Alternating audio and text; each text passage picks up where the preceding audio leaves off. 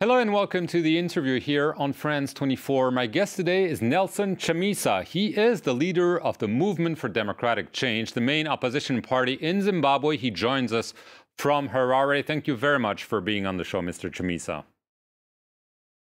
Thank you, Mark. Mr. Chamisa, you claim that you won the presidential election held last July instead of Emerson Mnangagwa.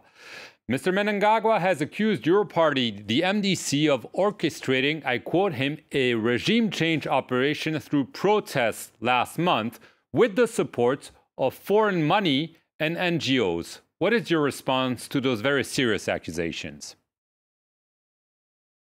Well, those are accusations by a misplaced appreciation of the facts in Zimbabwe. We are very clear. We do not subscribe to violence. We have been in existence for 19 years. As a party, this year, we're actually celebrating our 20th year of existence, and we've never subscribed to any violent confrontation, but we believe in peaceful, non-violent politics, which has been the hallmark of our politics, including my predecessor, Dr. Richard Morgan Tsvangirai, the late. So clearly what Mr. Mnangagwa is saying is an indication of how out of touch he is with the reality of what is happening in the country. He has chosen to institutionalize, deceiving the world, deceiving the people, and deceiving himself. Because the clarity with which we have looked at this issue is that the problem in Zimbabwe, which we have seen, has been occasioned by deficits and omissions by government, particularly the price hikes of fuel by 150%, which was instituted by Mr. Mnangagwa. What then triggered action by citizens in a non-violent manner. Of course, we had incidents of violence here, which we condemned, which we do not subscribe to, but citizens heeded to the core by the Zimbabwe Congress of Trade Union, which is the trade union body in the country, not the MDC. And why Mr. Mnangagwa chooses to look at the MDC and pick on the MDC baffles the mind.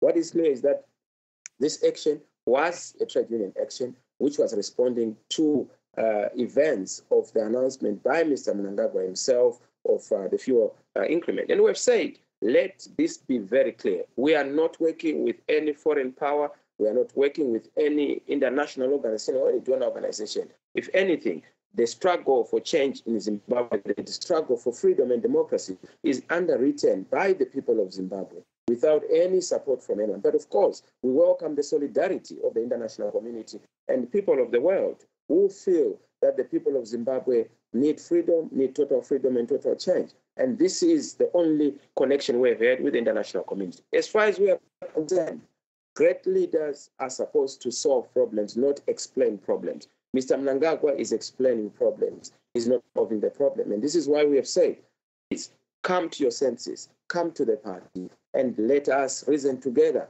and resolve problems affecting Zimbabwe instead of finger pointing. Well, then you forget that 4 of your fingers are pointing at yourself. I interviewed recently President Mnangagwa, and I put to him that there had been extrajudicial killings, rapes by security forces. He vividly denied this. Have you strong evidence that crimes were committed and crimes that could make Mr. Mnangagwa liable before courts, even international courts? Well, Mr. Mnangagwa knows the truth. He is supposed to be receiving information. He has the evidence.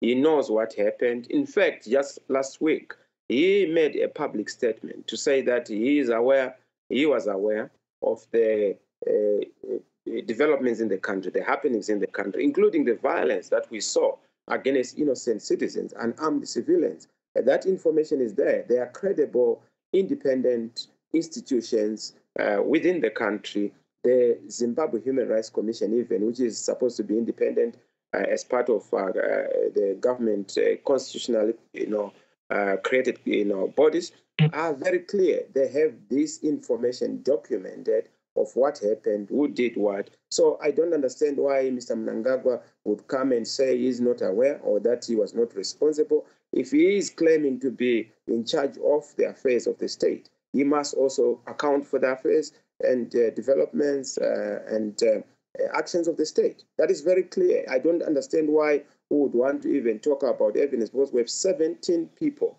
whose names are known. And if there is genuine desire to get to the bottom of this matter, let there be an investigation. That investigation has not been called for. You are aware that we had similar occasion in August 2018, on the 1st of August, when people were killed. 6 of Zimbabwean citizens were killed. Nothing was done until there was a commission by the Motlanthe-led commission. But now we have seen that there is no such a commission, clearly indicating that there's no willingness on the part of Mr. Mnangagwa and his administration to get to the bottom of the matter and also to hold people to account, including himself. Because what was done is obviously extra-constitutional. The Constitution does not allow the taking away of life. The Constitution does not allow the killing of people. Even if people turn violent, there are ways of dealing with violent elements, which we do condemn. I just want to put to you what his predecessor, Robert Mugabe, on the occasion of his 95th birthday, he also said that some people think, I'm quoting him, that being a leader means killing people, but that is not the way. It is not the task of the army to lead people with guns. Let us not be killers of our own people. What do you make of those accusations coming from a man who has himself been accused of such crimes in the past? Well, I must say that there is no better person who knows Mr. Mnangagwa better than Mr. Mugabe. Mr. Mnangagwa was Mr. Mugabe's sidekick for a long time. They were working together, and he was the chief enforcer of Mr. Mugabe's decision. So clearly, from the possibility of what we have, we are seeing that what is obtaining is that Mr. Mnangagwa is just having a confession coming from his former master on what his omissions and commissions are.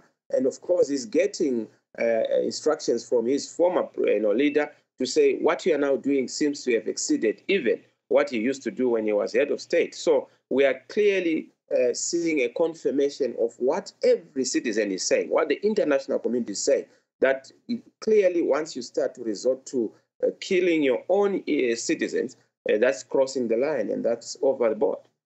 Right. You have refused repeatedly a dialogue offer by Mr. Mnangagwa.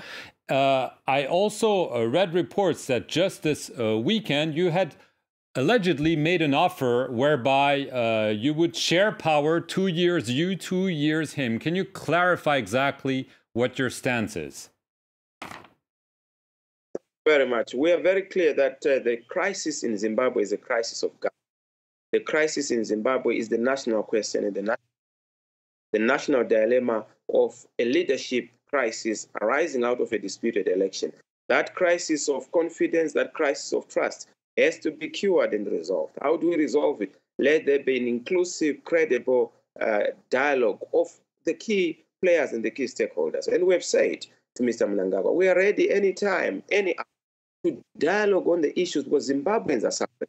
The economic situation is bad. Youth are unemployed. They need jobs. We have a medical situation out of control. There is no medicine. There are no drugs in the hospitals. People have no cash in their banks. People cannot be gainfully employed. The situation economically is not obtaining well in terms of the business people. So we need to cure this problem as of yesterday. But in order for us to have economic resolution of the crisis affecting the country, there has to be democratic consolidation. We must have reforms. How do we have reforms? Let's have meeting of minds by all the key players. And of course, we have said we are available for a credible and genuine dialogue. But why have you refused his offer? Why have you refused to sit down with him? Well, we have not refused any offer from him. He said he wanted to see all the contesting political parties, which is in a partisan manner, which is in a patronizing manner. We have said any dialogue has to be meaningful, led by an international interlocutor, by a credible, mutually acceptable, could that be the president of South Africa? Well, South Africa would be ideal. SADC would be ideal. The African Union would be ideal.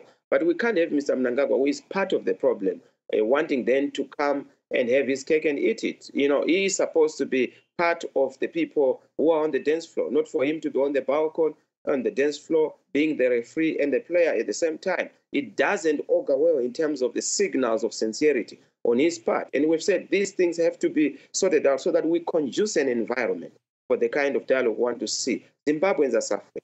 Did you offer a power-sharing agreement, 2 years you, 2 years him? Can you clarify that, please?